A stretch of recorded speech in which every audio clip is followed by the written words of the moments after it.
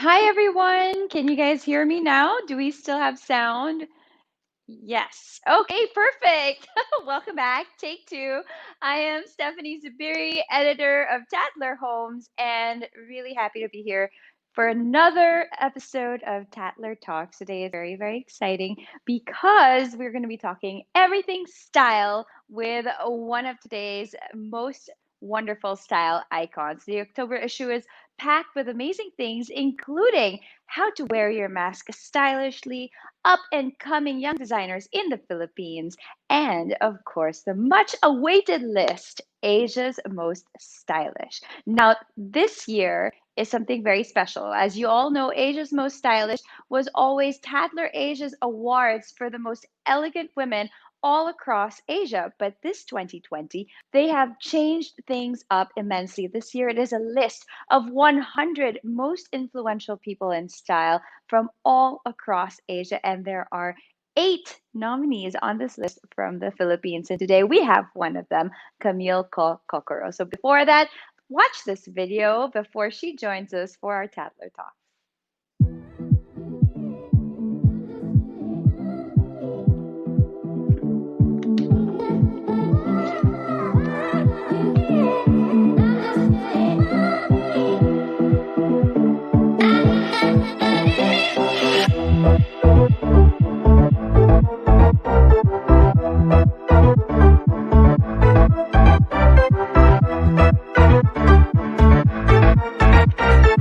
Asia's most stylish.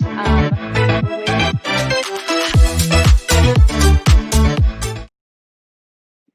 All right. Okay. Are we on? Sorry, it's been some technical problems today. That's fine. But I think you've all seen the video of Asia's most stylish today. How did you guys enjoy that? I know many of you are familiar with Camille. She is a really young, vibrant, well, I would say fashion mainstay, and she's got a very exciting and eclectic sense of style. So today, without further ado, let's welcome our guest of honor, Camille Co. Hi everyone. Good afternoon, Steph. Hi, Hi, how are you? Oh my good. gosh, it's been a while since we shot in your house and we interviewed. How I have know it things feels like been? it's been a year. um, it feels the same. We're still always at home. Yeah, but we're just really busy now with work. I started selling something new, so then we're super busy packing everything, but everything else is the same essentially. Okay, that's great. I mean, look, I think at the end of the day, we've all learned to adapt to what life looks like now. And, you're not obviously just a style icon, you're also an entrepreneur, you are a restaurateur, you guys have a restaurant together with your husband, Yoni, and you even have your home design store as well, right? Yes, yes. Yes. Yeah, everything is still there. We're still doing our design store. Yanni is still doing his office furniture. Hmm. The restaurant is still operating, thank God. And yeah, now we just released like a new set of bags just for my followers. And that's just something small that we started doing a few weeks ago. Well, it's very exciting. And I know we'll talk about this a little bit more later that you guys do a lot of things together. But first off, everyone wants to know how does it feel to be on the Asia's Most Stylish list? I feel so honored. It was such a huge surprise when I found out that they wanted me to be on the cover. It's a really different experience. I feel like I've never really shot a cover story at my house. And when I saw the photos, it was just, I'm so amazed. My house looks much better in the photos than in real life. But yeah, I'm Well, so truly honored to be part of this list and to be the cover of this issue. I mean, it's exciting because this year is very different from all the other years where they've chosen from all over Asia. So, whereas before it was really just from the Philippines, now it's you're at par with everybody else. Do you know any of the ones from the Philippines as well? Yes, I do know a few of them. We always see each other at events, and yeah, I appreciate everyone, and I really look up to a lot of these people that it's part of the list as well. So, which then makes me feel even more flattered to be part of the list with these people. So yeah. Yeah, so exciting. So just for those out there, if you don't know, some of the other people on the list are Pauline Juan. Liz Uy, Marga Nograles, Donnie Tantoco. I love that this year they've included men as well on the list. I think that's really exciting for people. Just it's not just women who are stylish nowadays. It's well, everybody, right? Everyone can bring their own sense of style. Tell me about the shoot. You shot at home. What was that like for you? Well, I wasn't expecting anything because I really didn't know how everyone's gonna pull, like how the team was gonna pull this off. Tatler was really very careful with like people that they were sending at my home, and they really wanted to make the team really small so that we could ensure everyone's safety.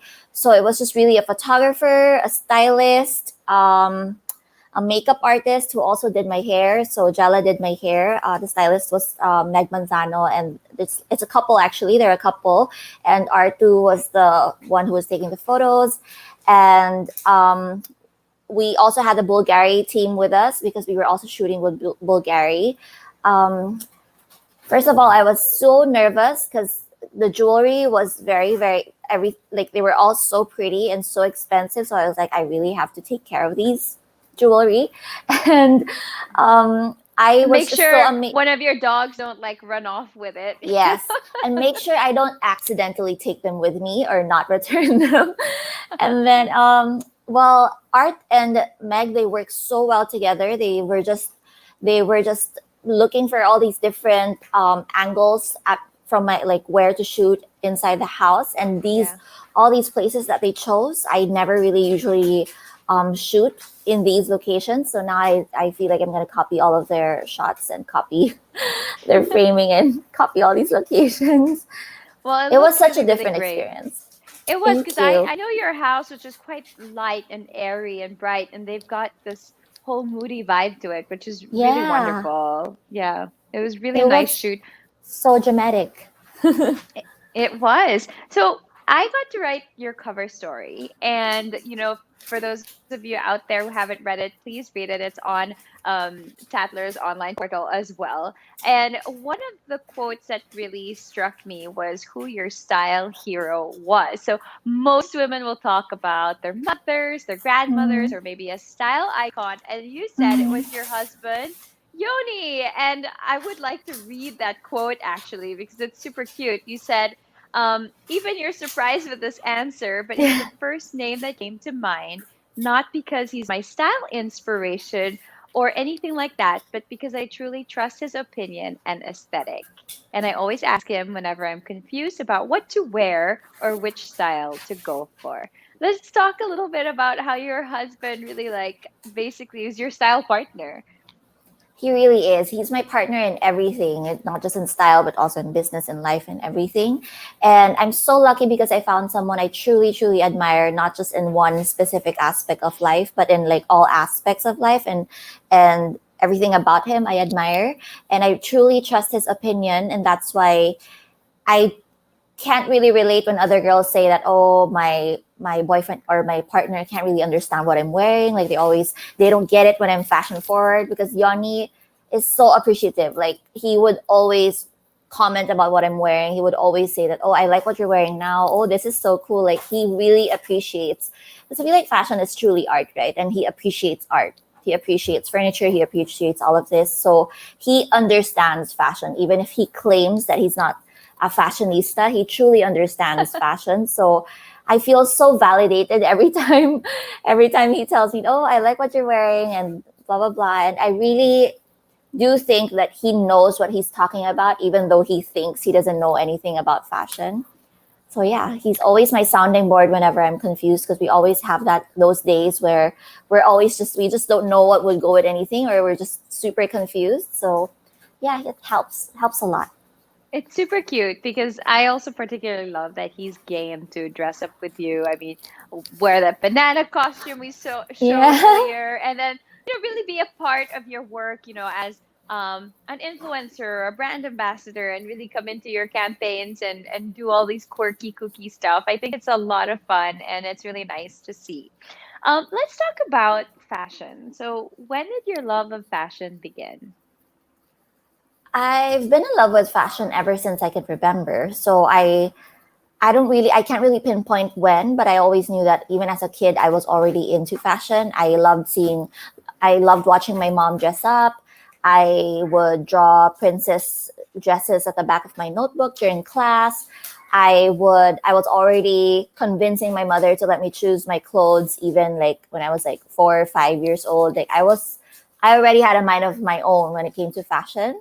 And Mhm. there's even one particular story where it was my first time to be a flower girl, and usually flower girls or kids in general, like they don't like these fussy things, but I understood the look. So I was like, I refused to to walk down the aisle because one glove was missing. It's like, no, I'm not gonna walk. Like everyone tells me this story that they say that I refused to walk down because one glove was missing, and I didn't feel complete without my glove. So now everyone had to look for that one glove. I knew what a good look looks like even as a kid. So yeah, I guess I but I never, even though I was always in love with fashion, I never really thought of being in fashion as I never thought of fashion as my career.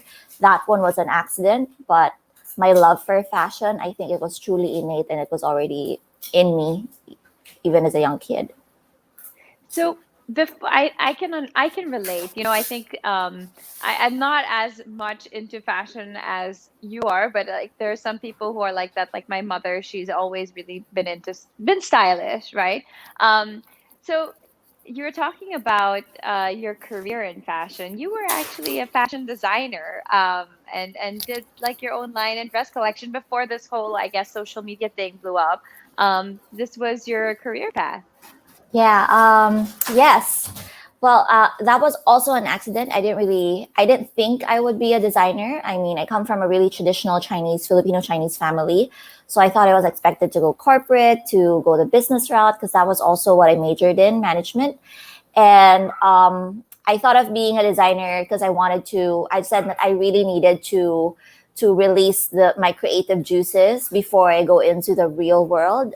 So I decided to start this like small online store in the beginning, and then suddenly one thing led to another. Like we got features, and then I went from like an online store to a made to order, like a full blown like wedding gown designer and stuff like that. So it was really, everything happened so organically, and I'm so thankful that I was able to do that in the previous years because I really do love designing. It's one of my passions as well. Will you go back to that later on, eventually? I don't know actually. I don't know. People ask me and I really don't know. I would say no, but you'll never know where life takes you, right? But I think I love the art. I love the art part of it. I just didn't like all the stress and all the things that people don't see behind the scenes. That Of was what I course. was, and that was what I had to let go of because I really had to I really had to streamline and try to let go of the things that was causing me stress.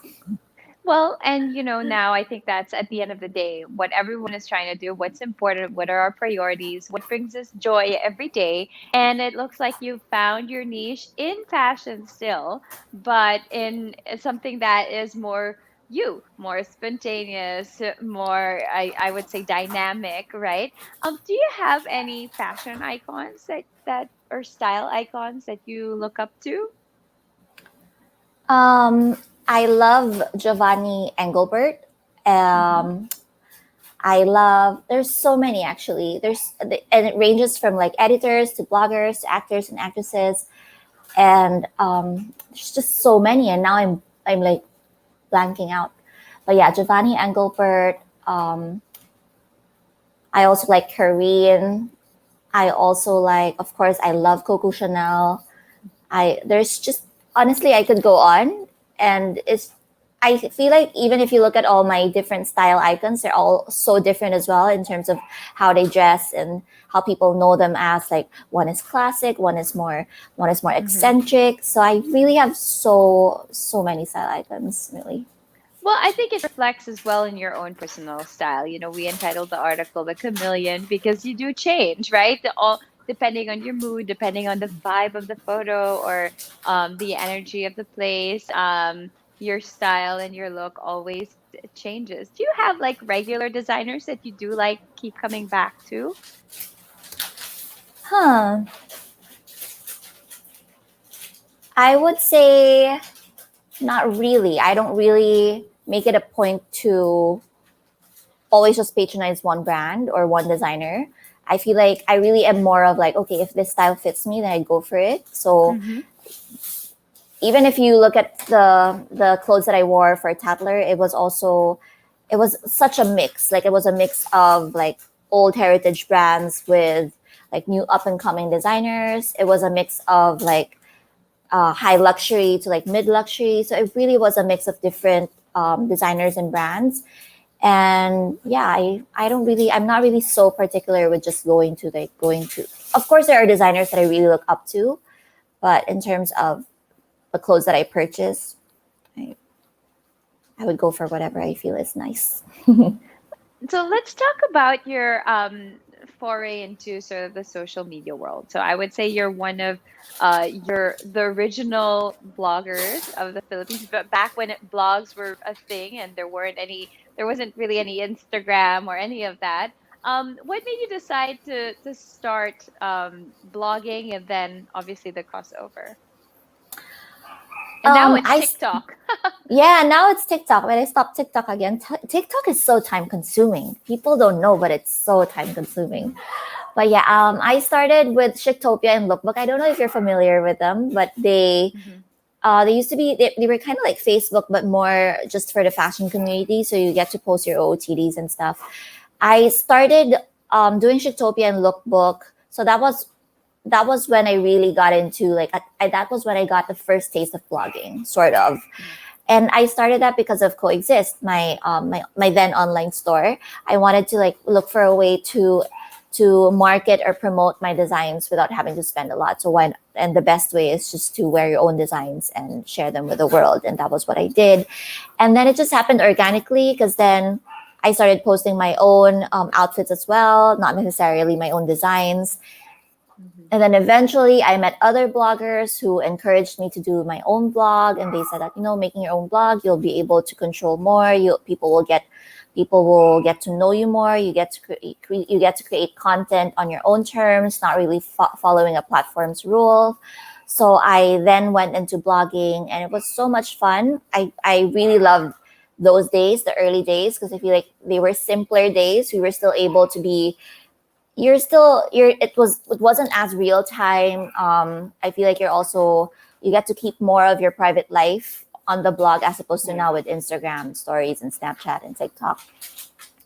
So yeah, and then eventually it became a career which I stumbled upon also accidentally. And then Instagram happened. At first, my Instagram was just really more of just a visual diary. And then it also became like a business tool now. So everything for me really started as just something that I really love doing. And it was just really for me to have a creative outlet. And then eventually it became also part of my career and like part of my business.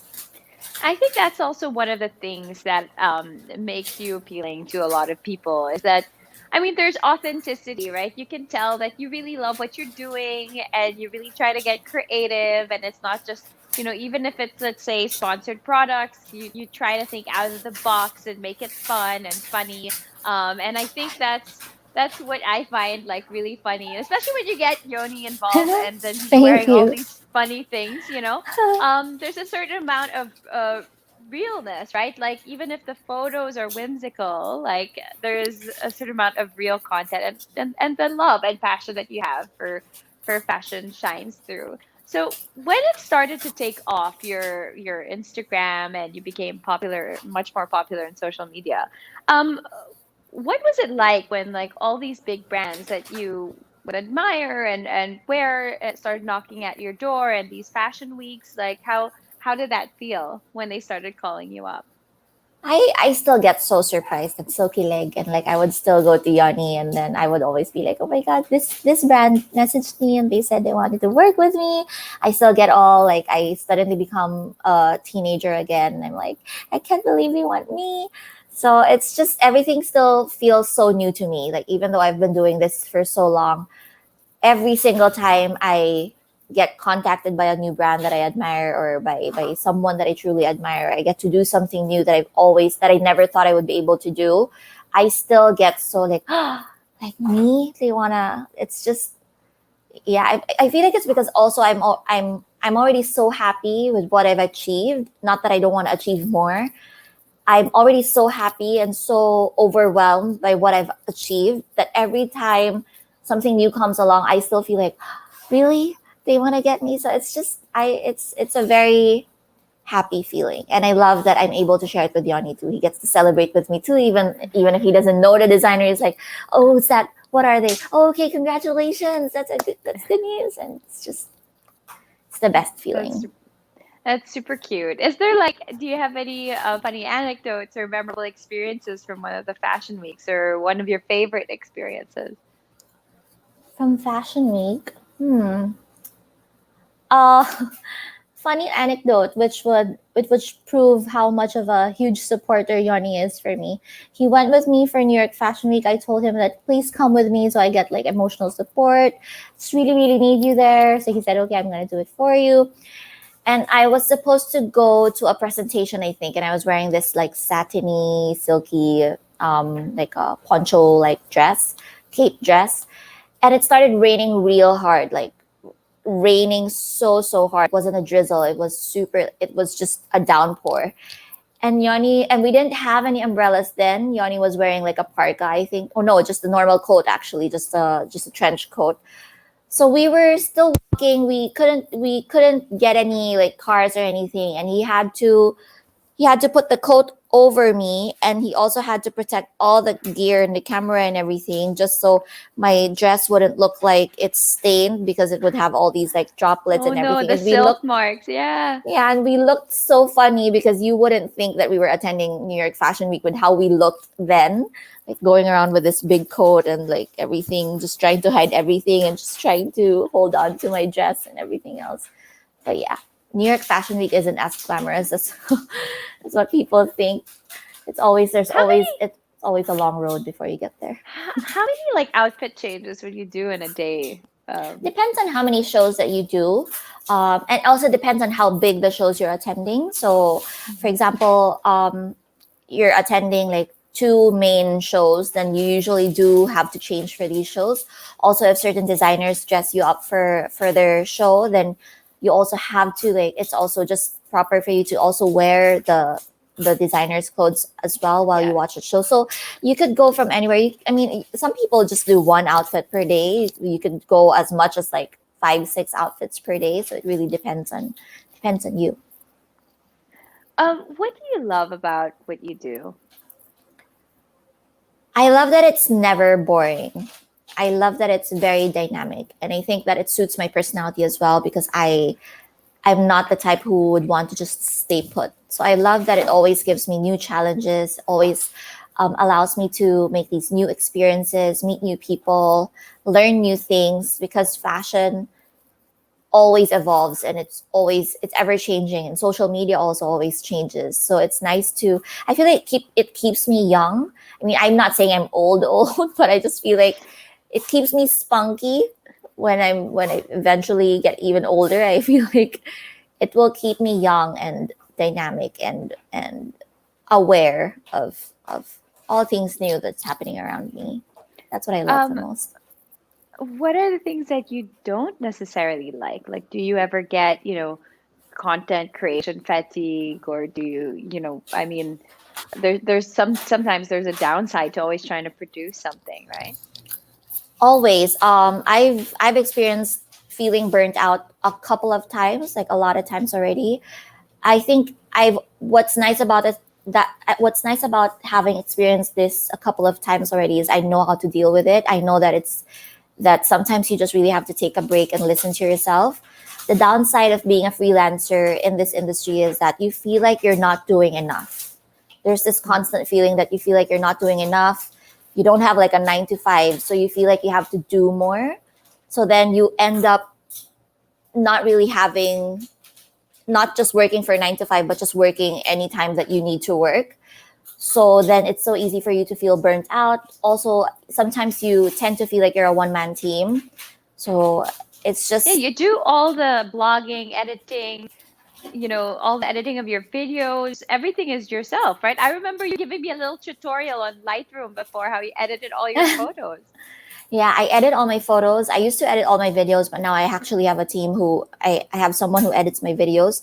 But still, you're the one who's conceptualizing, meeting these brands, you're shooting yourself and everything else. And it's so easy to get burnt out. And then when you feel like you need to rest, it's so easy to feel guilty as well because you feel like, why are Yeah. you resting? Why are you not doing Yeah. anything? Because But rest now I've means come, no work, right? Yeah. yeah, and I feel like I've come to understand that it's part of the process. Rest is part of the process. You need to be able to recharge. You need to listen to what your mind and your body needs, and that's something that I've learned to do.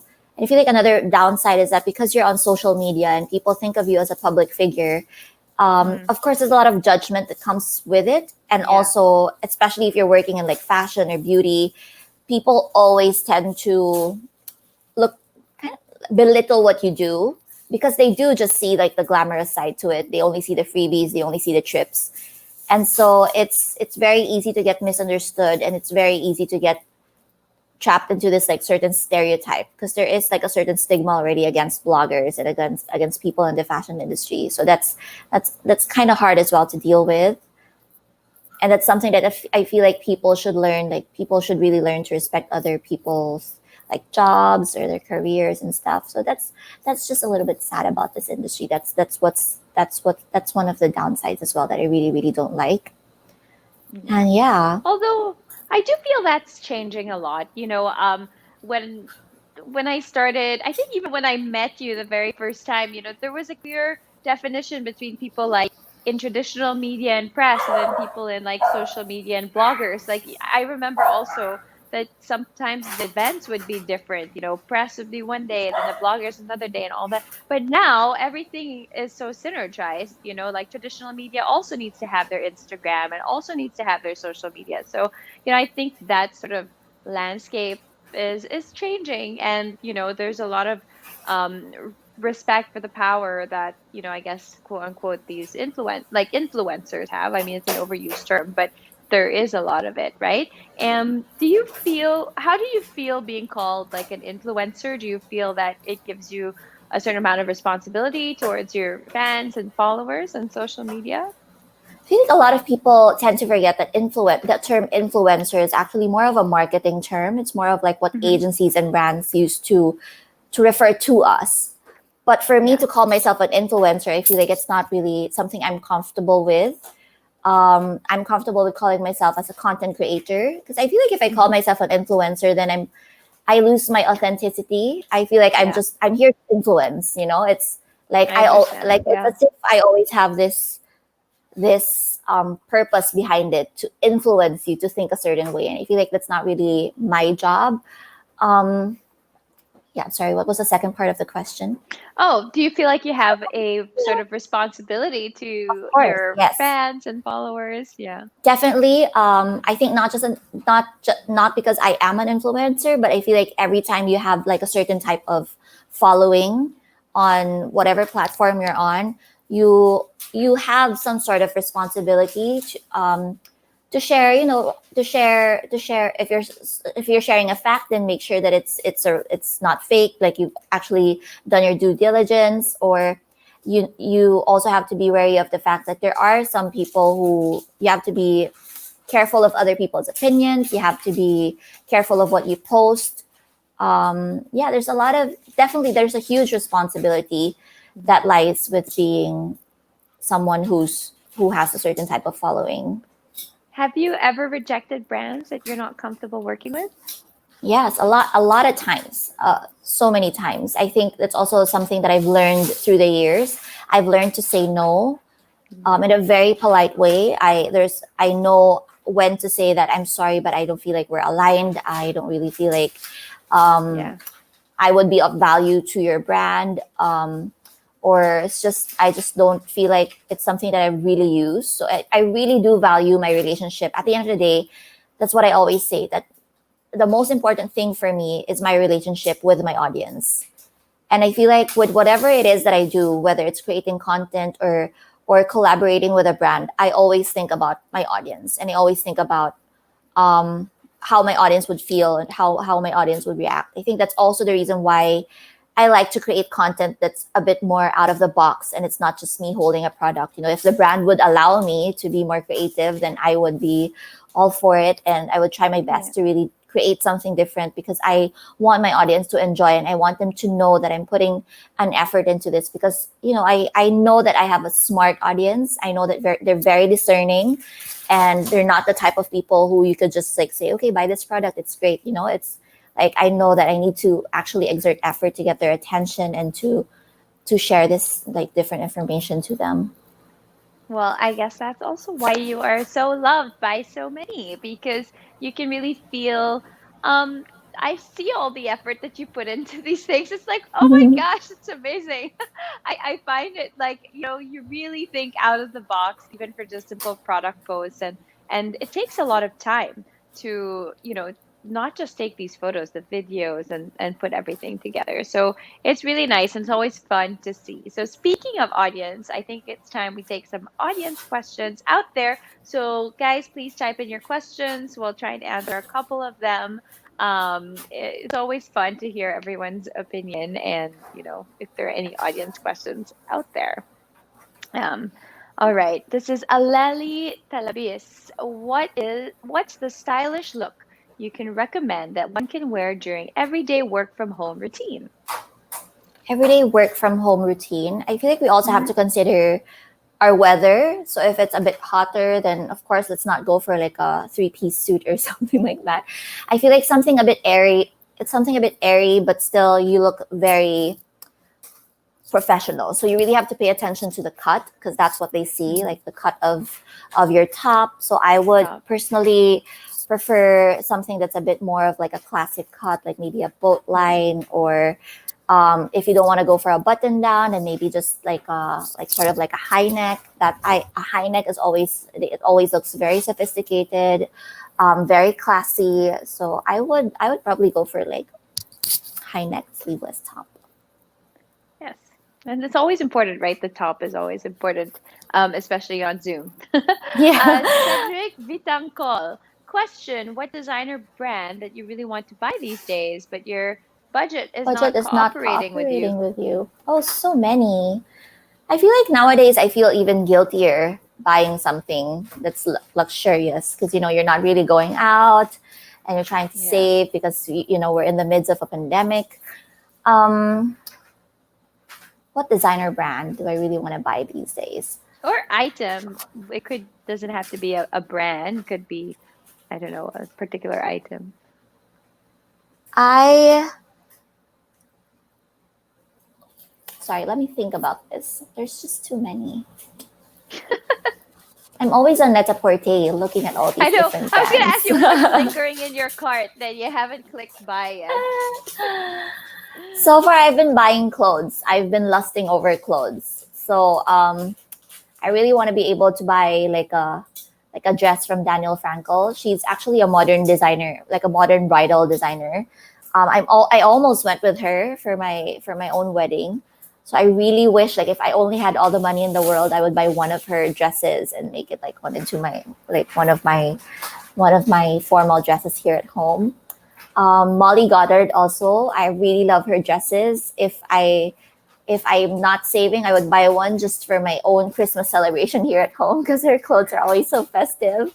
There's just so many. That's cute. I know, especially now that we're not going anywhere, you feel guilty. But at the same time, I mean, I wear my nice clothes at home just for me as well. I think it's important, Same. especially now, just to uplift yourself, right? Yeah. And when Okay. you're fixed up, you just feel so much better. Yeah, for sure. Even if it's just a little lipstick, right? Yeah. Question to Madame Camille. Do you also have days where you're suffering from a fashion block? I don't know Yes. if it's a thing though, right? Like, I don't know what to wear type of thing. Yeah, I think it's more of like, I don't know what to wear. I feel like, oh, people have seen this, or like I've done this before. It's so boring. There's always those days. I'm just sitting Yeah, in my closet. how do you get out of that rut? I actually go on Instagram. Go on Okay, for like Instagram. inspiration. Yeah, look through my favorite style icons, look through my favorite bloggers and editors and everything. And then yeah, there. And it also helps if you find something that you like, then just bookmark them, so you already have this like folder where you could just look through it and it's so easy to just spark your inspiration, spark some inspiration. And That's true. I do that a lot with, but mostly like food, food and recipes and home stuff, right? home stuff, Yeah. yeah. I still bookmark hotels too. Still Yes, hopeful where the to day would go. come. Yeah. Yeah. Okay, since we can't travel now, I like this question. How do you take a break from Cat Barrera de la Cruz? Definitely just do something you've always wanted to do that you were not able to do. Like just as simple as just today, I am not going to read my emails. I'm not going to go online. I'm just going to Netflix and chill. That already feels like a luxury to me. Just letting go Yeah. and deciding that today I'm going to be lazy.